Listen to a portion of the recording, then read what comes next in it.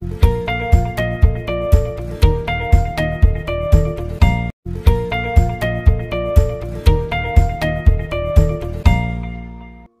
The lord. యేసుక్రీస్తు దివ్యనామంలో ఉదయకాల సమయంలో ప్రభుతో ప్రతిదినం అని ఆధ్యాత్మిక కార్యక్రమాన్ని వీక్షించుచున్న దేవుని బిడ్డలైన మీ అందరికీ నా హృదయపూర్వక వందనాలు తెలియజేస్తున్నాను. ఉదయకాల సమయంలో దేవుని భయం ఉందా లేదా ఒకసారి పరీక్షించుకో.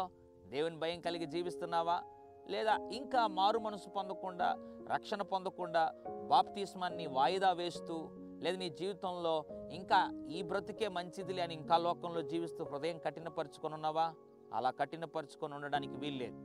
దేవుడి ఉదయకాల సమయంలో ఒక అద్భుతమైనటువంటి వాగ్దానం ద్వారా మనల్ని బలపరచాలని ఆశపడుతున్నాడు. సామెతల గ్రంథం 28వ అధ్యాయం 14వ వచనం, నిత్యము భయము కలిగి ప్రవర్తించువాడు ధన్యుడు, హృదయమును కఠినపరుచుకునివాడు కీడులో పడును. దేవుని వాక్యం అంటుంది, నిత్యము భయము కలిగిన వాడు, భయము కలిగి ప్రవర్తించిన వాడు ధన్యుడు. ఏ భయం? ఎవరి భయం? ఇంకెవరు కాదండి, దేవుని అందలి భయం. దేవుని భయము నీకు నిత్యము ఉండాలంట. ఈరోజు భయభక్తులతో ఉండి రేపు భయం వదిలిపెట్టి ఇష్టానుసారంగా దేవుని భయం లేకుండా జీవించడానికి వీల్లేదు. నీ మరణము వరకు నిత్యము దేవుని భయము కలిగి నువ్వు ప్రవర్తిస్తే నీవు ధన్యుడు అంట. ఒకవేళ హృదయమును కఠినపరుచుకొని ఇంకా ఏముందిలే, ఇంకా రక్షణ వద్దులే, మారు మనసు వద్దులే, పాపమే బాగుంది అనుకోని ఒకవేళ జీవిస్తే అది నీకే ఆపద. అందుకే బైబిల్లో రాయబడింది, కీడులో పడతావు. కాబట్టి నిత్యము దేవుని అందలి భయభక్తులు కలిగి ప్రవర్తించి, లేదా భయము భక్తితో నీ జీవితాన్ని కొనసాగింపజేస్తూ ధన్యుడుగా ఉండాలని ఆశపడుతున్నావా?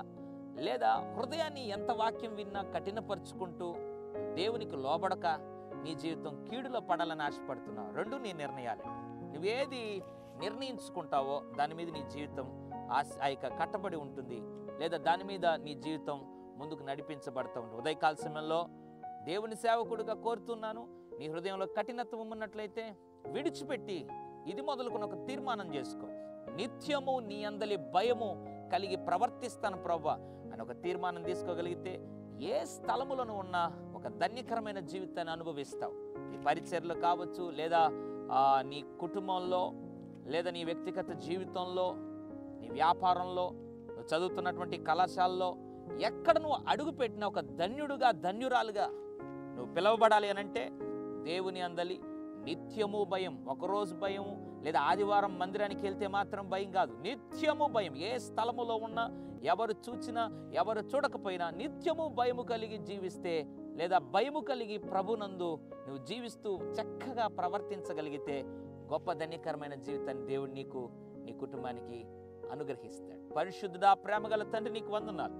నిత్యము భయము కలిగి జీవించుటకి ఎంతమంది అయితే ఉదయకాల సమయంలో తీర్మానం చేసుకుంటున్నారో వారిని ఆశీర్వదించి ధన్యులుగా, ధన్యురాలుగా ప్రభు మార్చమని ప్రార్థన చేస్తున్నాను. ఇంకా ఎవరైతే హృదయమును కఠినపరుచుకున్నారో వారిని క్షమించండి. ఆ కీడులో పడకుండా వారిని తప్పించి వారిని కూడా ప్రభువా నిత్యము భయభక్తులు కలిగి జీవించే ఆ జాబితాలో ఉంచమని, నడిపించమని యేసు నామములో ప్రార్థిస్తున్నాను తండ్రి. ఆమేన్. God bless you.